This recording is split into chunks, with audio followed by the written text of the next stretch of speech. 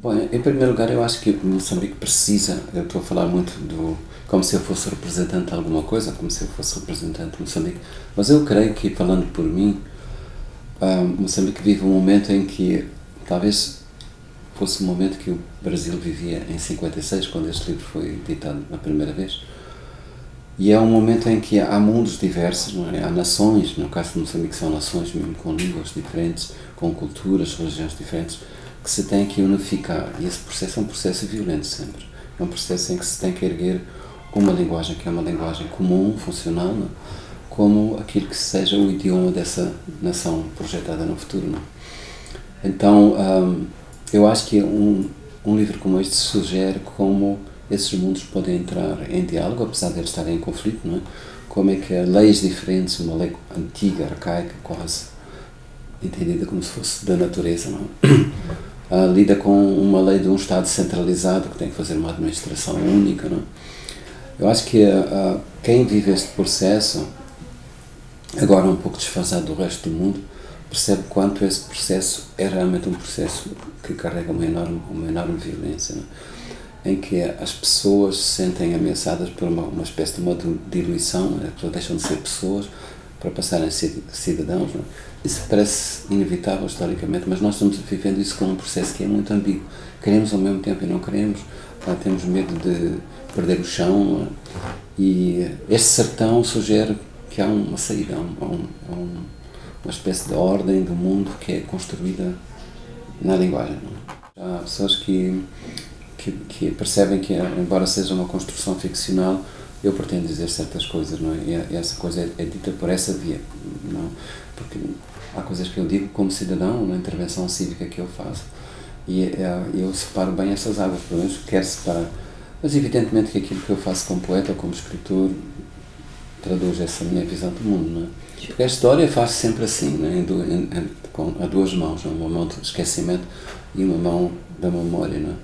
E obviamente quem está no poder, quais são os interesses que prevalecem, essa resolução do que se esquece e do que se lembra fica determinada. Não é? Mas então o que seria ideal realmente é que houvesse a possibilidade de haver um mundo cheio de mundos, não é? Um mundo em que valessem várias linguagens. Não é? No caso de Moçambique, eu acho que é muito visível como o esquecimento é uma espécie de construção, de ferramenta de construção maior. É aquela que, quando se tem que fazer uma nação em cima de toda essa diversidade, é preciso esquecer muita coisa, não é? Mais do que lembrar, é preciso esquecer. Mas esse esquecimento é um falso esquecimento, não é? Porque as pessoas realmente têm guardado isso dentro delas. E mais uma vez se coloca esta questão: como é que nós conversamos com esse esquecimento? Como é que isso realmente fica um falso vazio dentro de nós, não é? E provavelmente a ponte é essa, é a literatura que dá, é a poesia que nos entrega essa chave para visitar isso que está calado, não é? Dentro de nós. Eu acho que quando se está a falar de um período cheio de sangue e cheio de crime, não acho que a poesia possa ser chamada, a não ser por uma razão de reforçar esse sentimento que nunca mais queremos isso. Não? Mas aí a linguagem tem que ser direta, ela tem que ser de testemunho, de depoimento de quem viveu. Acho que só posso ver isso no domínio do absurdo. Não? Eu vivia um regime de ditadura e aí também havia uma tentativa de apagar o passado, de reescrever a história. Faz parte desse discurso, não é? que pretende ser um único olhar, a única visão sobre o mundo. É triste que isto aconteça hoje, não? Nos dias de hoje, que é mais difícil impor essa anulação da história. Não é? Há um grande risco de se criar tensões, porque é muito difícil de sustentar hoje, no mundo hoje, com a informação, com a consciência que as pessoas já têm da sua própria história. É muito difícil, ou é imposto por uma grande violência, não é?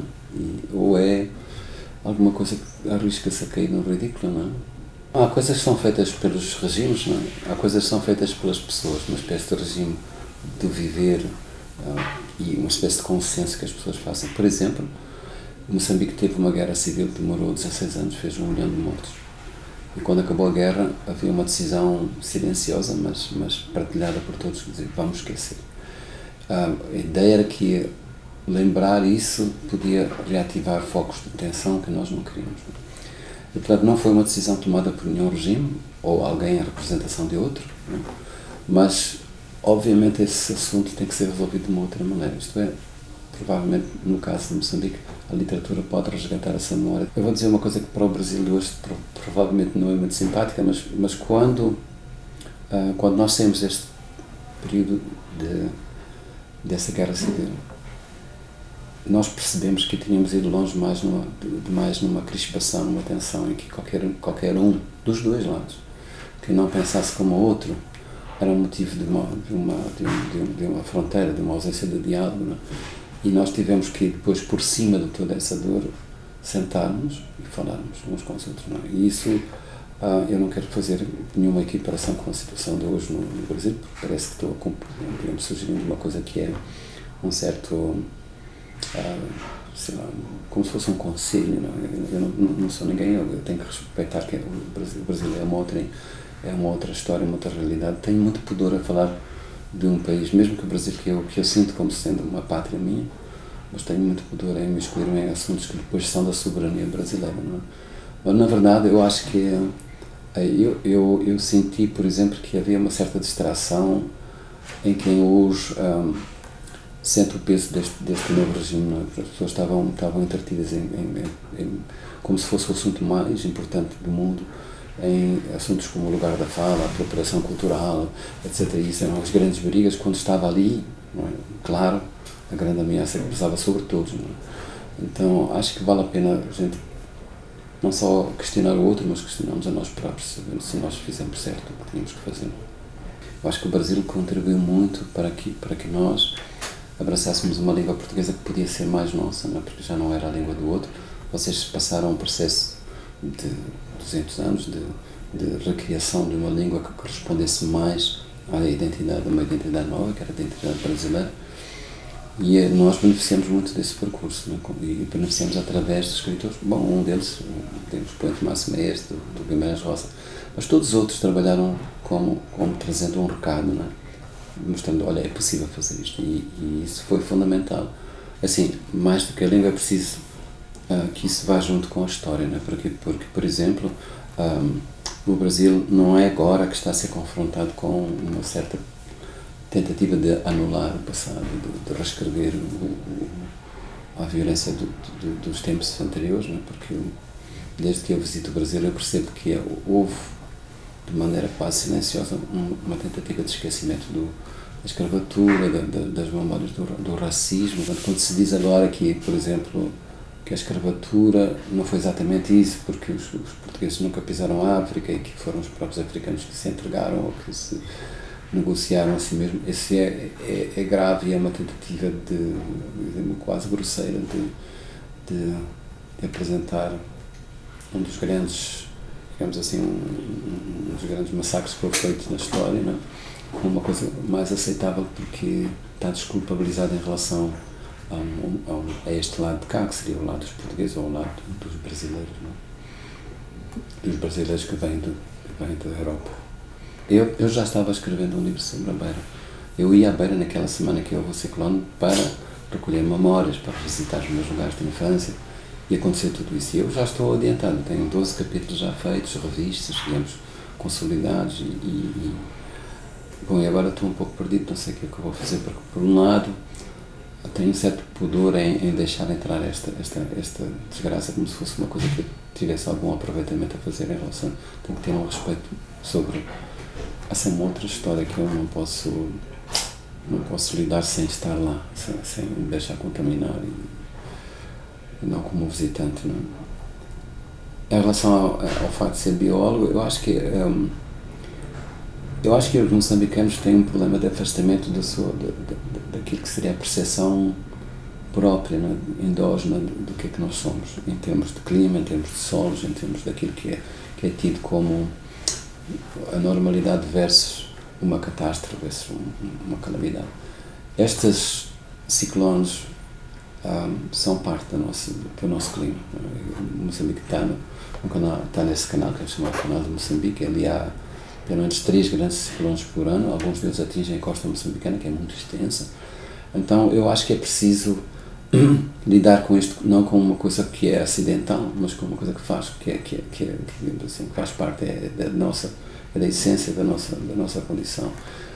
Os rios são feitos para inundar, os nossos rios não são bem comportados, não são domesticados.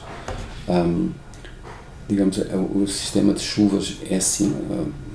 Repara, agora, eu vi o que está a acontecer agora no Rio de Janeiro, acho que caíram numa hora 90 milímetros. Bom, neste caso nós tivemos chuvas em que numa hora caíram 200 milímetros, quer dizer, portanto, isso significa que numa hora ocorre quase um terço daquilo que a chuva que devia cair todo o ano. Portanto, é uma realidade que é feita desta maneira, que é feita de extremos, e é preciso a gente saber lidar com isso. Temos um sistema de prevenção, temos um sistema, digamos assim, depois de salvamento e de emergência que está instalado e que não olha para isto como uma grande surpresa.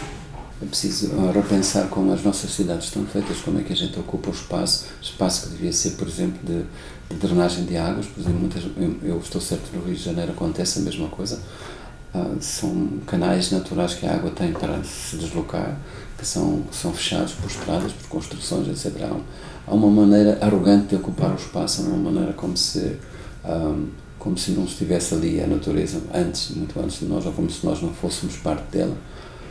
Então acho que é preciso ter e aí todos, quer dizer, sejam governos de esquerda, de direita, etc., todos têm que ter uma atitude de estarem disponíveis a repensar e perceber que, por muito que a gente se considere a espécie que domina, a espécie que faz a gestão do mundo, pelo menos que essa gestão seja bem feita, não?